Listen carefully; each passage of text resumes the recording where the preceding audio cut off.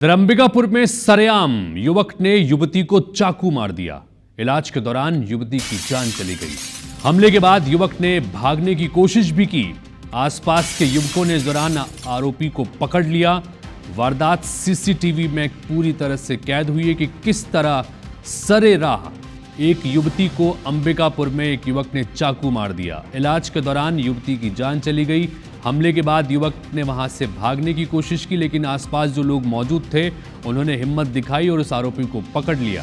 वारदात सीसीटीवी कैमरे में कैद हुई है। ये शुरुआती वारदात है। अभी किस कारण से ये पूरा घटनाक्रम हुआ ये साफ नहीं हो पाया। पुलिस अब पूछताछ इस मामले में आरोपी से कर रही है, लेकिन ये दिल दहलाने वाला मामला है कि एक तो दिन दहाड़े और बीच सड़क पर अंबिकापुर में एक युवक ने युवती को चाकू मार दिया।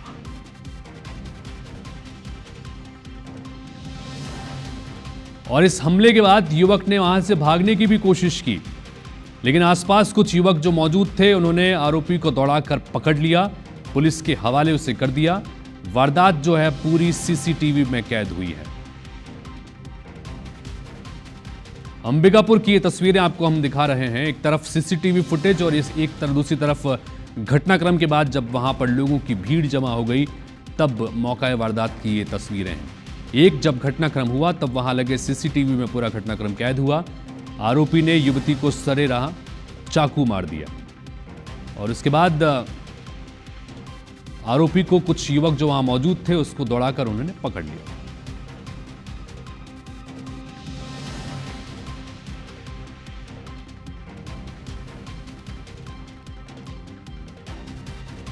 ये पूरी वारदात वहां पर लगे सीसीटीवी में कैद हुई है। अंबिकापुर से ये खबर आपको दिखा रहे हैं और ये चाकू भी आपको स्क्रीन पर नजर आ रहा है। एक तरफ जिस चाकू से हमला किया गया, युवती की इलाज के दौरान अस्पताल में जान चली गई।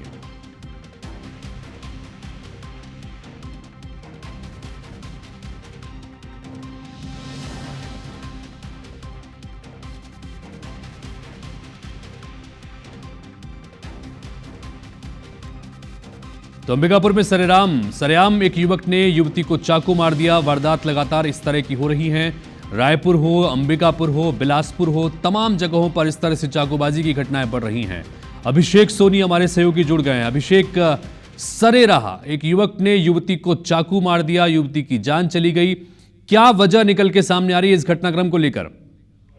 हितेश जी, बेहद ही जो डरावनी घटना है, एक तरह से शहर को दहला देने वाली घटना है। ये जो युवती है वो बलरामपुर जिले की रहने वाली थी, जिसका नाम भारती टोप्पो बताया जा रहा है। और ये अभी तक जो जानकारी निकलकर सामने आ रही है कि जो युवक भी है वो बलरामपुर जिले के कुसमी इलाके का रहने वाला था और दोनों के बीच में प्रेम संबंध की बात अब तक निकलकर सामने आई है। जो चोपड़ापारा जो गांधीनगर थाना क्षेत्र का इलाका है, वहां पर जो पेट्रोल पंप है श्री कृपा फ्यूल्स, वहां पर ये युवती काम करती थी। और जब हमने प्रत्यक्षदर्शियों से बात की तो उनका कहना था कि करीब 4 से 5 बार वो जो आरोपी युवक है वो पहले पेट्रोल पंप का राउंड मारता है और फिर अपनी बाइक को एक जगह खड़ी करके युवती से बात करने की कोशिश करता है।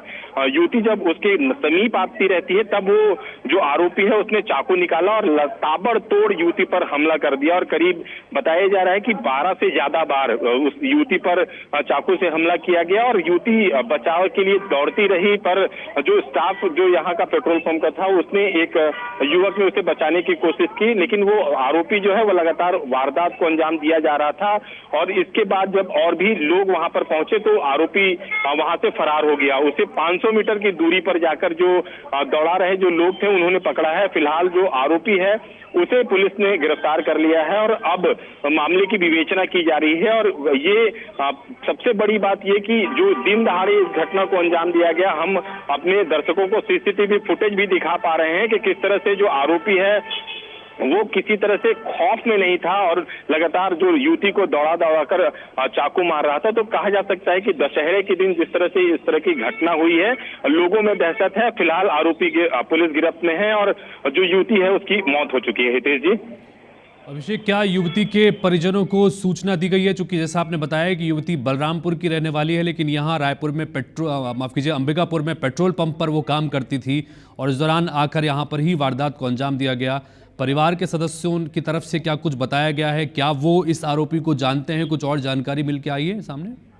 देखिए, पुलिस से हमारी बात हुई। उनका कहना था कि जो मृतका है उसके परिजनों को पुलिस ने सूचना दे दी है, लेकिन अभी तक उनकी तरफ से कोई इस तरह की जानकारी सामने निकल कर नहीं आई है। लेकिन जो जोगेश्वर पैकरा जो आरोपी है जिसे पुलिस ने पकड़ा है, उससे जब पुलिस ने पूछताछ की तो वो इस बात को स्वीकार कर रहा है कि जो मृतका है उसके साथ उसका प्रेम संबंध था और कुछ दिन पहले इनके बीच में कोई विवाद हो गया था। इसी कारण जो आरोपी ने इस घटना को अंजाम दिया है, ऐसी अब तक बात निकलकर सामने आ रही है। लेकिन जब ठीक है अभिषेक, आप नजर बना के रखिएगा, क्योंकि पुलिस की तरफ से भी इसमें क्या वर्जन निकल के सामने आता है, क्या आरोपी ने पूछताछ में खुलासा किया, इस पर भी हमारी नजर रहेगी। फिलहाल बहुत शुक्रिया इस तमाम जानकारी के लिए आपका।